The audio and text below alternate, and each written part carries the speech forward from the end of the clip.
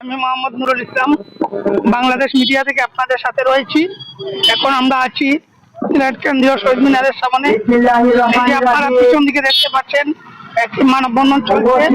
সিলেটের ঐতিহ্যবাহী সাদা পাথর লুটপাটের প্রতিবাদে এবং পাথর রক্ষার দাবিতে পাথর সিলেটের উদ্যোগে এই মানববন্ধনটি চলছে। এই মানববন্ধনে উপস্থিত থাকা কয়েকজনের সাথে কথা বলার চেষ্টা করছি। একটা ঐতিহ্যময় পর্যটন স্পট, যেখানে আপনার প্রতি বছর প্রতি সময় অনেক মানুষ আসে পর্যটন করতে।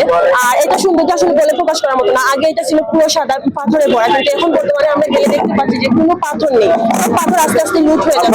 মানে প্রশাসনে আমরা এই জন্য প্রশাসনের কাছে এটাই দাবি যে আমাদের যে পাথরগুলো লুট হয়ে যাচ্ছে সেটা যেন আবার আমাদের ফিরিয়ে আনা হয়, এবং পাথর যারা লুট করতেছে তাদেরকে যেন আইনের আওতায় এনে দৃষ্টান্তমূলক শাস্তি দেওয়া হয়। আসলে আমাদের সিলেট, আমরা নিজেরাই তো এখানে যাবো না, তারপর দেখা যাবে যে আমরা এখানে সাদা পাথর সাদা পাথর একটা নদী ছিল, সেটা একদম নিশ্চিহ্ন হয়ে যাবে। উপস্থিত হয়েছি আপনাদের মানুষ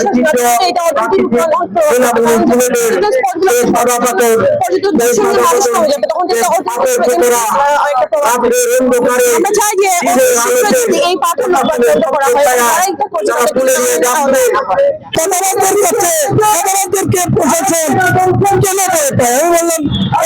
ভয় পায় না। আসলে যারা দুর্নীতি করে বা এই চাঁদাবাজি যারা লুট করছে এটা বন্ধ হচ্ছে না, কারণ প্রশাসন এটার সাথে ওতপ্রোতভাবে জড়িত। সেখান থেকে একটা ভালো ভাগ পাওয়া দিতে এটা বন্ধ হচ্ছে।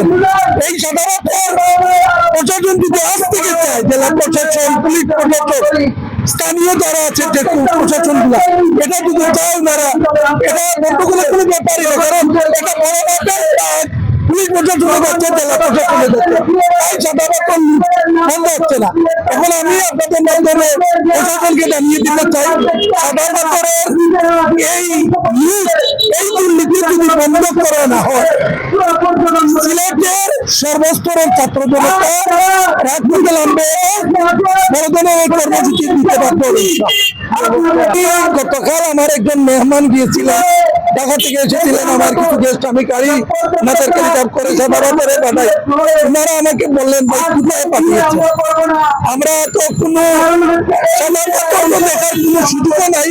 সবচেয়ে বড় দুঃখজনক ঘটনা, আমরা গিয়ে দেখলাম একটা, আমাদেরকে মনে হলো যে একটা খাতা খন্দকের একটা জায়গায় পাঠানো হয়েছে, চতুর্দিকে ঘোরা, আমরা হাঁটার মতো ভালো কোনো জায়গা পাচ্ছি না। সেটা এখন অঞ্চল বলা যায়, আমার মনে হয় একটা বিধ্বস্ত অঞ্চল, যে গাজায় পরিণত হয়। এটা গাজার একটা অংশ, সাধারণত যেমন গাজার পর্যটকরা বাইরে থেকে আসে, এই সিলেটের পাথর বাইরে বিভিন্ন দেশে যাচ্ছে, কিন্তু আজকে পাথর যারা অনুরোধ করছে, আমরা প্রশাসনকে বলবো এই পাথর যারা অনুরোধ করছেন তাদেরকে গ্রেপ্তার করে আইনের আওতায় আনার জন্য, এবং এখানে স্থানীয় ওসি মহোদয়কে অপসারণ করে উনাকে আইনের আওতায় আনার জন্য অনুরোধ। বাংলাদেশ মিডিয়ার সাথে থাকার জন্য আপনাদেরকে ধন্যবাদ জানাই। দৈনিক বাংলাদেশ মিডিয়া, সত্যের সন্ধানে সারাক্ষণ।